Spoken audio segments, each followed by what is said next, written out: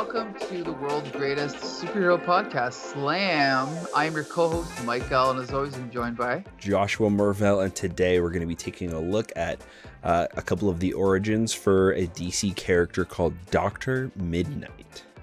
That's right. So Dr. Mid-Nite, not a household name by any stretch, but more people know Dr. Mid-Nite now because a version of this character has appeared in Stargirl, which I've never seen. But before this episode, Josh, had you ever heard of Dr. Mid-Nite? I had heard of him, but was not really even familiar too much with his powers or anything. So I was excited to go through this character's origin so I can learn a little bit about him. It's a really interesting concept. I think it could be a really cool character to explore. Maybe we'll talk about that a little bit more when we start talking about the specific comics, but yeah. Well, first for starters, let's talk about, so there's two Dr. Mid-Nites we're going to talk about. There are actually three, at least maybe four, but we'll just talk about the first two today. We're going to talk about Dr. Charles McNider, the first Dr. Mid-Nite, and it's spelled Dr. MID-NITE. Let's talk about his costume. It's kind of a variation on Robin's costume, like a similar. I don't know what you call that kind of top. You know, like it has the little thing that comes out under the belt. Yeah, it's like a vest, almost with it's got like the belt that kind of cinches at the waist over top of the vest. Right. It feels very like swashbuckler-esque. Swashbuckler, absolutely. Yeah, especially with the brown boots that have like the top that folds over. And I really like the mask. I actually really love this whole costume. It's pretty darn cool. Absolutely. It might be one of my favorites from all of like all of the origins. Sure. For all of like the first editions, like first versions of superhero costumes, this one's pretty darn good for a first iteration. The image we're seeing here up on the screen, if you're listening to this podcast, it's also available in video on our website, comicbooksyndicate.com, or at YouTube. But right now we're taking a look at the costume as depicted in Who's Who by Matt Wagner, and this shot is amazing. You know, like Matt Wagner's a great artist, and he makes this costume look stellar. But yeah, a very cool costume. He's got the goggles, so he's got little crescent moons. Very cool costume. I don't necessarily love the clash of the green and red because I never like the combination unless it's on Santa Claus or Freddy Krueger, you know. So here it's okay, but yeah, I could do without it. But whatever. Otherwise, it's a great costume. He can't see color. It's not his fault.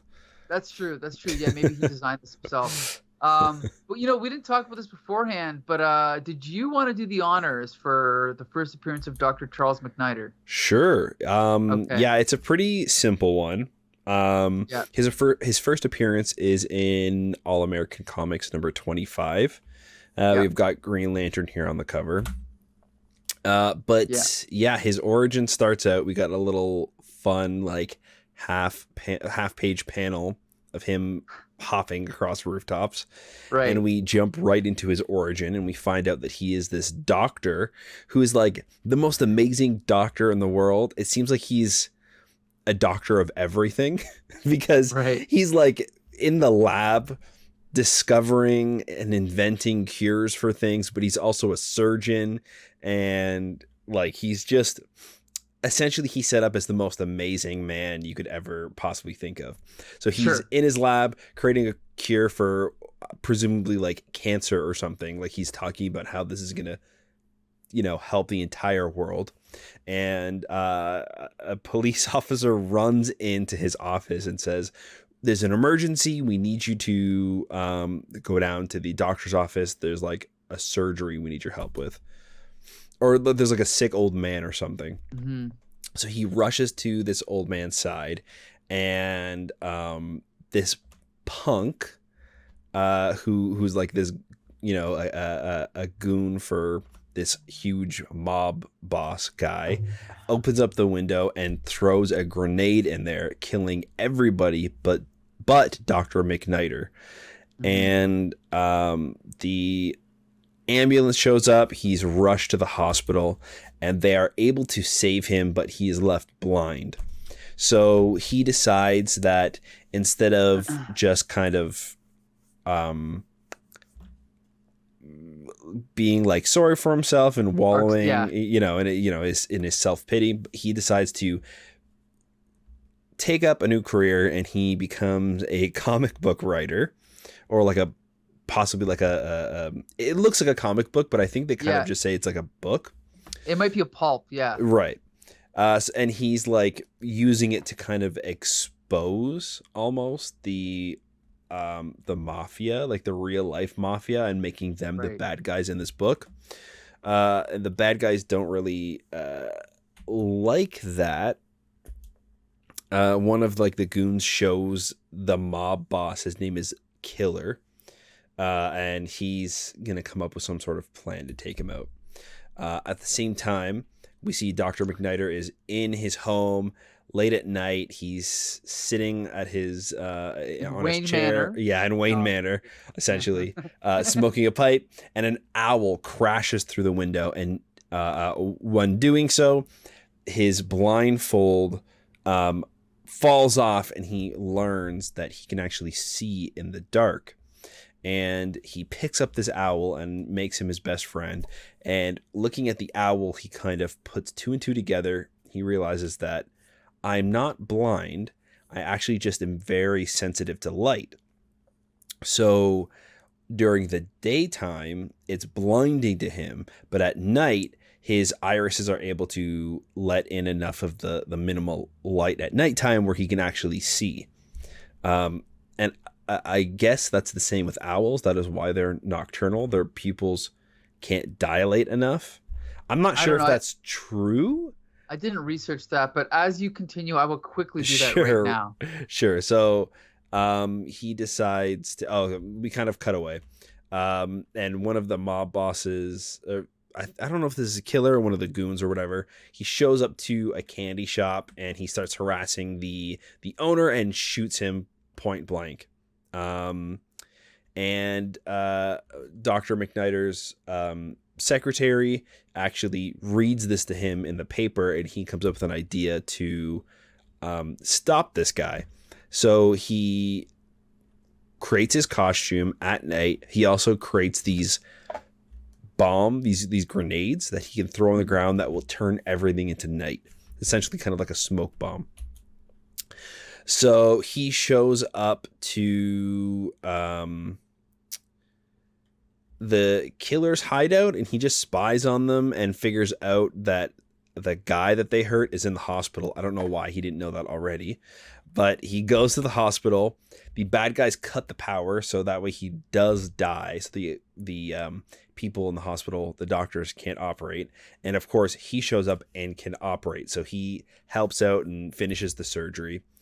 And then he shows up to the mob boss's house again afterwards with Hootie, his sidekick owl, and they kind of just beat the crumb out of the guy, and take Killer off to jail.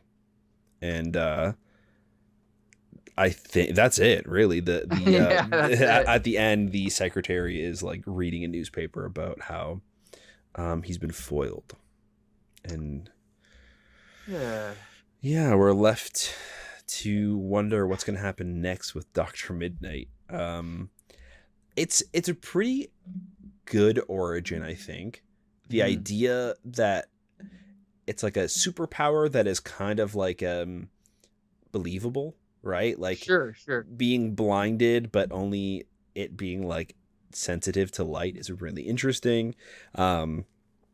The fact that he is this like scientist doctor guy that can develop technology to adapt to even fighting during the day with like the smoke grenades and stuff like that. That's really fun. There's a lot of really great things in this. The story itself is a little dry and bland. Like they didn't even really come up with a name for the bad guy. They just called him Killer. Like it's so right. Like nothing. But I really like the concept, and I think that this character could be super interesting and something I would like to explore and learn more about. So Now, granted, we are reading a reprint. This is actually from an issue of Justice League, I think. That's why it's so clean, the scan. Gotcha. But, and I'm not sure if that's the only reason, but the art is actually pretty good. It's very clear. The storytelling is excellent. As it, like, obviously it's Golden Age style, so the figures are very small. The panels are very small, but overall, I actually really did like the art. I should have the credits up right now. I can't remember who. Give me 2 seconds here. So this is Charles Reizenstein, and Stanley Joseph Aschmeier. I have never heard of these guys. Wow. Yeah. But yeah, it's a different type of superhero, unique, but and I like this origin story, but I can also see why he didn't outlast the Golden Age, and it's because I just think his power is kind of like the Golden Age Atom. It's just too unremarkable. Like, just the fact that, okay, you can see in the dark, okay, he throws his midnight bombs or whatever. Right. But it's just not flashy enough of a power, I don't think. Or you know. Yeah. I mean, it works for Daredevil, right? Like, his superpower essentially is that he is blind but can kind of have a heightened sense, so it makes him better hearing. And radar, which I didn't realize till long, like 2 seasons in, but they didn't use the radar in the TV show. It's just hearing, right? Yeah, they kind of combined the two. I think that they kind of show that he can see, a little bit, like with the radar, but yeah. Anyway, yeah. So it could be interesting if he is this sort of street level superhero, similar to that. Sure. Especially they've set up that he's fighting these street level thugs and not super villains. But I don't know. It's all right. Well, yeah, and let's be clear, he's one of the characters that he did have a few appearances in the 60s, but he was never revived. He was never rebooted. He was kind of just left to history, to just be an obscure member of the Justice Society in the Golden Age, right? So then what happened was they decided to use the character's name, but introduce a new Dr. Mid-Nite in the early 1980s. This would have been 1985, December 1985. And we could have actually reviewed this issue earlier because it also introduces another Hour Man. Right. But I didn't want to spoil, Dr. Mid-Nite, so we saved this one. So in between the first Hour Man and the third Hour Man, there's the second Hour Man with this. Let's just talk about Hour Man quickly. Do you remember the other Golden Age Iron Man? Do you remember the Golden Age Hour Man with the black and yellow costume? Yes. Yeah. What do you think of this costume? Kind of an almost bluish purple with red. I like some of it. I'm not sure what's happening with the flared boots, like the red like cuffs. He's got like leg warmers on. I love that he's got a little pocket for a handful of his pills. Yes. Yes. Good point. I don't remember if the other Hourmen had that or not, but I don't think so. But yeah, it's all right. So we should mention we're talking about Infinity Incorporated number. What's the number on this? Do we have it? Ooh, I can't see it on the cover. Number 21. Okay, so just for those that don't know, Infinity Incorporated were the children of the Justice Society, basically. That was the premise of the team. Mm-hmm. And so at the time that this was being published, Roy Thomas was doing All-Star Squadron, which was set in the 1940s, featuring like kind of the leftovers from the Justice Society plus the JSA themselves plus more. And then Infinity was set in the present day of the 1980s, featuring the children of the Justice Society. And in this issue, I believe these were both two supporting characters who in the same issue both got superhero identities. And on the cover here, we can see Dr. Beth Chapel as the new Dr. Mid-Nite. And this costume is completely different. Mm-hmm. So I want let's just pardon me. I'll describe it quickly. Basically black from head to toe, one piece, almost like a bathing suit, but with yellow boots with a very long flared like swashbuckler thing, actually similar in length to our man's, but not Right. split down the middle. Then she has these weird kind of gloves with these huge things hanging down from them. Sleeves, yeah. Yeah, and then but her shoulders are bare. Then she has a full skull cap and little goggles with a crescent moon on her head. But the two most unique features of her costume is that she has a giant crescent moon that's the size of her whole torso. That's kind of like half off of her body. Mm-hmm. And then she has a like a Belt? an indescribable, like a strap, kind of like a belt Yeah. around her leg. Now, I want to point out something. Did you notice who the artist on this issue was? Yes. Todd McFarlane, our pal Todd McFarlane. Yeah. This was his first mainstream work doing this series. And I must say, this shows his, I'm not sure if he has a background in graphic design, but this is very 80s, very modern. Mm-hmm. Having this giant moon like that, I think is a pretty cool idea. Like the fact that her suit is black, but the yellow reveals the anatomy, right? Of where the yellow is. I like that. I like some of it. Yeah. Like also, the sleeves are strange. They're very strange, but I got to say that belt around the thigh was also used on Spawn. Spawn had one belt around one thigh. So it was, I guess this is just, his bag of tricks. So I don't know. What do you think? What do you think of the color scheme, the black and yellow? I really like the black and yellow, actually. I think it helps that it is solid black where you can't really see the form of the body. And then in the moon, you can see like the features and the folds and the crease of the body.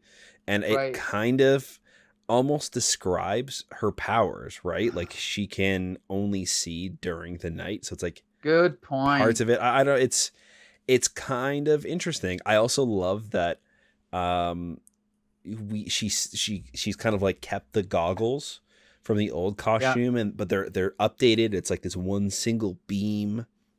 Yeah, it's really cool. Yeah, so. Unfortunately, the original Our Man was also black and yellow, so I guess they couldn't have used black and yellow for both. So that's probably why they changed to Our Man. But I think of the two, her costume was much more successful, much cooler. Yeah. Now, if you Google Dr. Beth Chapel, you'll see that she's had actually over the years a variation of this costume, depending on who's drawing her. They kind of gave her some versions that are closer to McNider's costume. Some versions keep the yellow and black, but yeah, overall, I think this is a very cool costume, and I kind of wish they'd kept it. I don't know if she's around right now. I don't know what's going on, but yeah, I like this costume. But anyway, so now we're gonna crack this sucker open and get through it. Yeah, if you got 90 minutes to kill, we're gonna try and summarize this issue here. There's a lot of talking. Yeah. Whew, there's a lot of headshots. I mean, I feel like the first few pages can be quickly summed up by saying there's a wedding and literally everybody is here. And then they all literally disappear. And that's where our story starts. Like it's tying into like this bigger event that's going on right now in the comics with Crisis, right? You should mention that Crisis on Infinite Earths, which is where DC's multiverse eventually was collapsed into one, which everyone knows, and we'll be reviewing eventually. But yeah, so basically there's a bunch of people standing around and they are at, I think it's a wedding, right? Yeah, it's Green Lantern and the Harlequin, not Harley Quinn. Right, yeah, the Harlequin. Right. And so it's just one of those typical Roy Thomas things where everyone's kind of just standing around talking. Yeah. Even in the art here, it's kind of very boring. Yeah, good point. Considering it's a Todd McFarlane book, it's just headshots, very crowded. And sorry to cut you off. Well, no, I was gonna say, and then we get a shot, kind of a splash page of a giant group shot of everyone standing around. But what were you gonna say? Yeah, even in that like large group shot, I was gonna say it's so boring. Like it really does look like the action figures were kind of just all stood up in a room and that's it. They don't even really look like they're talking to each other. They're all facing towards the reader and they're like blank, like all of them. That's a good point. Their arms are by their side. This was really tough to get through when I was reading. It was it was a little rough. The thing is McFarlane, he's still starting out, and I do admire him for some things, but like if you look at the third page, which is actually a splash page, you get the establishing shot at the top of, I think that's their headquarters, which is kind of like a nice, older style building, and then we have a big shot of a like a halogen light or something on the left side of the panel. So he's experimenting a little bit, and then he has like Harlequin kind of kissing someone, and her dress is going outside of the panel and overlapping the next one. And then at the bottom, you see he's got like a wedding ring that's actually looped around the panel itself. Yeah, and the top too. We've got like Harlequin and Green Lantern's ring. It's pretty cool. I mean, at least he's trying something, And then in like there's at the bottom there's the guest book, and that's all of like the credits and whatnot. Yeah. It's pretty cool. And then like as we go through the party, he's like using negative space and like the panels and stuff like that. But again, it's all just talking headshots. And we're kind of getting references to Crisis, the Red Skies, and then people are dancing. And there's little subplots of who's dancing with who's in love with who. But I got to say that even though this is really tough to get to as far as the writing, I've always loved these characters like Fury. I love Fury. I love Obsidian. I love Jade. These character designs are great. I'm not sure if it was Jerry Ordway who designed them, but these are all some cool characters. We also see this is an older Dick Grayson Robin with a slightly different costume. You can see. So yeah, they're all just talking, chatting it up. Again, there's not much plot happening here. Yeah. We get to page 7 and we see again more experimentation where McFarlane is now putting the panels inside musical notes, but they don't really look like musical notes, so they're not really well done. Yeah, I get the idea. They're dancing inside of musical notes. It's just kind of show that everybody's having a good time, I guess. Right. Even though they all look miserable, like every single person looks. Nobody has a smile on their face, and they're all dancing. That's a good point. Yeah. But then we get some. After that, some sort of weird subplot with. So what's her name? Renee. Yolanda Montez. So we should say that in, like, I think 2 months before this, in Crisis number 5, she became the new Wildcat. But I don't think at this point in chronology she is yet. So it's a slightly out of continuity, I think. So then she ends up talking to the current Wildcat, who is, I should know his name, Ted Grant. And so they're kind of getting into an argument, and it's just melodrama. Like, it's not really interesting what's going on. Then there's a scene where there's Fury's pet Kanga. We should point out that Fury is the Golden Age Wonder Woman's daughter. Is that supposed to be a kangaroo on page 10? Because I don't know. His name's Kanga. I actually don't know anything about this, but it did weird me out. Let me see. Yeah. Let me see if I can find anything on the DC database. Okay. As you're doing that, I'll just say that on this page we have this may be a tribute to sort of George Perez with Harbinger coming in, and we have these tiny little panels of everyone's face reacting to her coming in and recruiting everybody. And basically what happens is that we're halfway through the story and almost every superhero that was at this wedding disappears and to go and help Harbinger. Right. So what did you find out about Kanga? So Kangas are an alien kangaroo-like species used as mounts by the Amazons of Paradise Island. So I guess it's a kangaroo-like alien. The image that they show on DC database, they just look like gigantic kangaroos. Right. So this is basically a very poorly done kangaroo by Todd McFarlane. Or this is at this time, maybe the Kangas looked different. Like they looked more alien. I'm not sure. It could be a poorly drawn. Because it also has hands. Like it has finger, like, I don't know. Right. And it's all pure white. Like it feels like, to me, it's more alien like. Right. But who knows? Right. Yeah.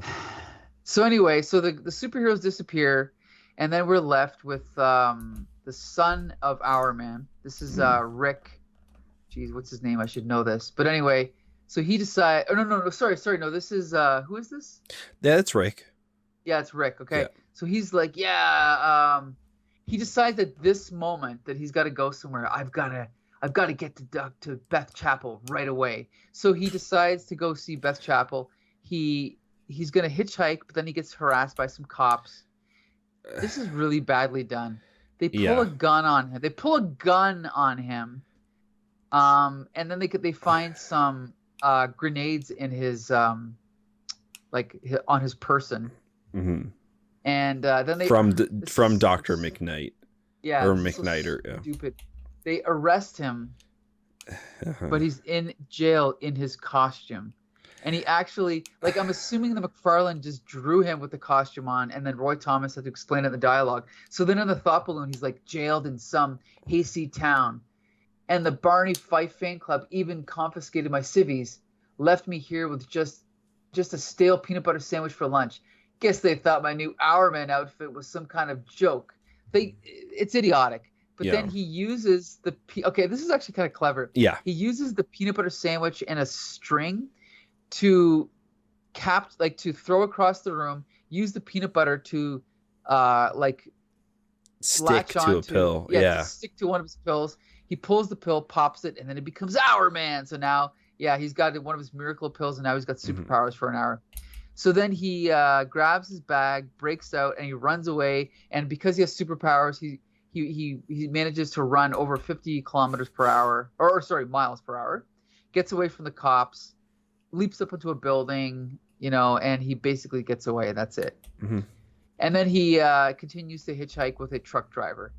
And then we get some more experimental panels from McFarlane. We see the anti-monitor with a scroll, and the scroll is establishing panels. It's pretty cool. I like it.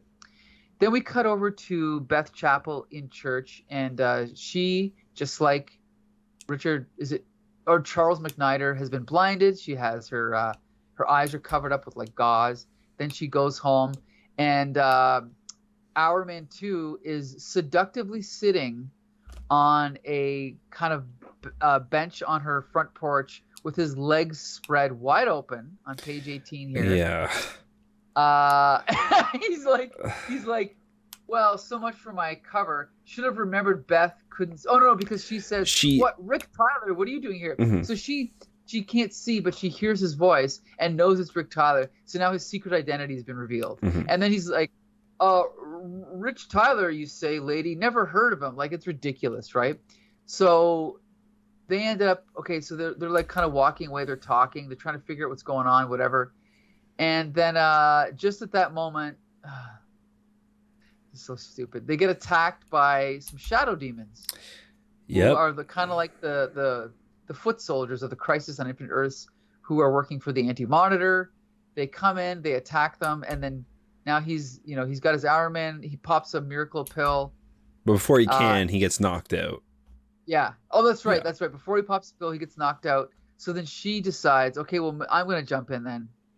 And she jumps in and then rips off her bandages and realizes that she can see as well, right? Mm-hmm. She can. Oh no, she can see a solid white glare. But then, then the lights go out, and that's when she realizes she can see in the dark. Yeah. So she starts fighting these shadow demons, which I should point out in issues of Crisis could kill people just by touching them. But of course she manages to punch them away, throwing furniture at them and stuff. So I don't know if she has superpowers at this point. Does she? I don't know if if they're actual superpowers or not, but yeah, whatever. Yeah, she can throws see things at them. She basically bats them away. They take off. She realizes she can see in the dark. So Hourman gets this brilliant idea. You know what? Then I'm gonna pick up a pencil right now, design you a costume, and 4 seconds later, it's ready to go. Here, put it on, and now she's the new Dr. Mid-Nite. And we see this giant splash page of her. Actually, her costume's slightly different from the cover. Now she doesn't have bare shoulders, so I'm not sure what the official version is, but she is. I believe this is the official version because that is what's on the Who's Who. But gotcha. I do like this version a little bit better. Yeah. I like that it's not just like sleeves on the end of like bare arms. I also like that the boots come to a point and it's like high heels. Like I don't know, it just has more cohesion to it. Sure. But yeah, the end of the story. This was a really rough story. Yeah. Well, this leads to my theory that Roy Thomas is not a good writer. Sorry, Roy. He may have co-created like more superheroes for Marvel besides anyone than Stan Lee, but I just don't like his writing. It's really hard to get through. Like, even if he took this exact plot and just had someone else change the dialogue, maybe it'd be fine, but his dialogue is so wordy. Eh? Yeah. And just even Todd McFarlane at times throughout the comic, I was like, this is really rough. And I know this is super early on, but and I do appreciate a lot of the experimental stuff. I think that's where it shines a lot, and that's a lot of the time with his art. Like just this panel, this page alone, these shadow demons are creating the panels as they're like fighting inside of them. It's so creative, so fun. There's a lot of great stuff, but then if you look closely, a lot of the times in the art, it's very rough. Like she looks great down here in the bottom left corner, right, black and white. But then if you look at her throwing the chair in the bottom right corner, it's like her hand is facing the opposite way as it should be. Also, her forearm is longer than her upper arm. Like it's like it looks like she's got like Mr. Fantastic like stretching powers. That's how like disproportionate it is. So there's some really great stuff, and then there's really kind of rough moments. And especially at the beginning during the wedding party, it is really hard to read. The dialogue is like atrocious, and the characters are kind of just sitting around doing nothing. Like there's nothing dynamic is really happening. So and then even the little like subplot of him getting arrested before he can make it into town. I hated that. It's rough. Like maybe, I don't know, if you need to fill some pages, have him run into the demons before, and he thinks that he defeats them, and then that's why they end up chasing him down to the house. Like it doesn't even make sense that they show up. Sure. Through the chimney for like, I'm like, maybe I don't know enough about these shadow demons or like the minions for this crisis event, but like maybe they're tracking down people with superpowers. Sure. And they know, but I don't know. It just felt very strange that all of a sudden these things just showed up at her house for no reason, it seems like.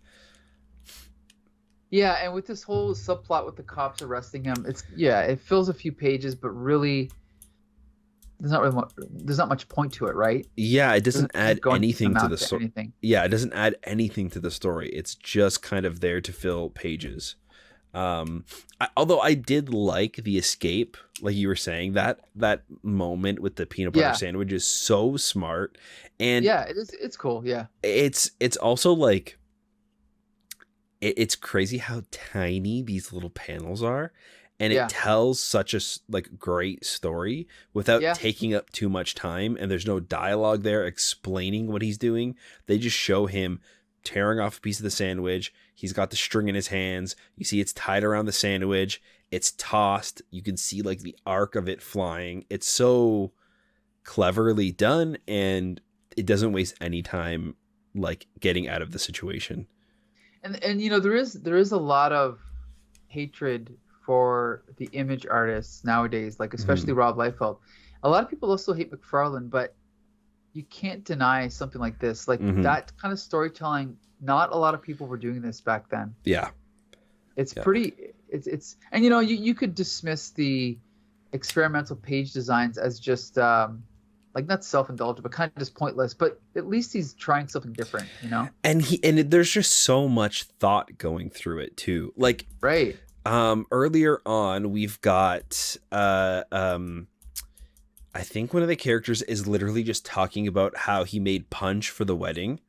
Yeah. And we can see kind of in the top here, there's like girders from the event and like the lights for the dance floor, like peeking in, just filling in between the panels. But it's also like taking place in the scene of him with the punch bowl. Like, it's just, I don't know. There's so much thought into like what is being put inside to both tell the story but be like artistic. There's just the attention to detail is great. It's just that maybe sometimes the attention is on the wrong things. Like, these things are great when like you have time to polish and make it perfect, but I think because of that, he doesn't put in enough time with anatomy or telling stories during certain things, or having characters be able to like feel like they're living or breathing or thinking things.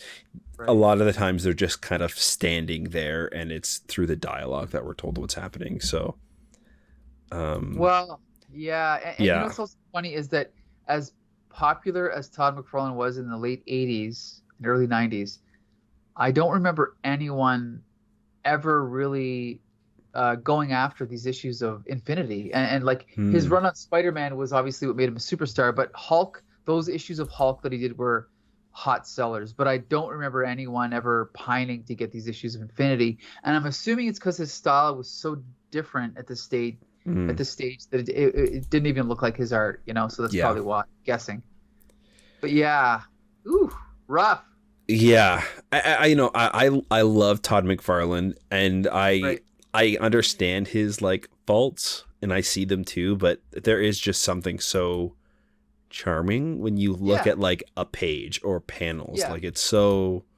Yeah, I agree. Like, this is still appealing art. I do still like it. Yeah, definitely. So I guess the question is, I mean, Dr. Mid-Nite. Why has Dr. Mid-Nite never taken off as a big character, do you think? Is it just because of like the limited powers that I mentioned earlier, or is it something else? Probably. I think that from the looks of it, they're not matching up the powers and the character with like adventures or tasks or villains that match. Right. The beginning, it seemed like this character kind of dealing with street level characters and dealing with like being a writer, and then using that life as a writer to kind of learn about like things going on in a city, and then using that as a superhero to defeat them is like a really great idea. And I think it could be like a nice gritty like street level story.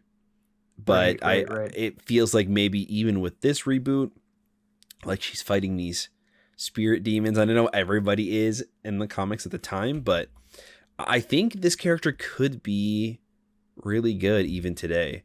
Unfortunately, I think it's a better and more intriguing character than Hourman, for sure. Like, Hourman, to me, the power is so lame. Like, the idea of like having to take a pill every time to use your powers, and you only have an hour to use, like, it's just, and like an hour exactly with the pill. I don't know. It's just like too gimmicky, right? I totally agree. I think it's just down to finding the right person to take over the story. Because I think today a good Dr. Mid-Nite comic could come out and have like a really fun, interesting run.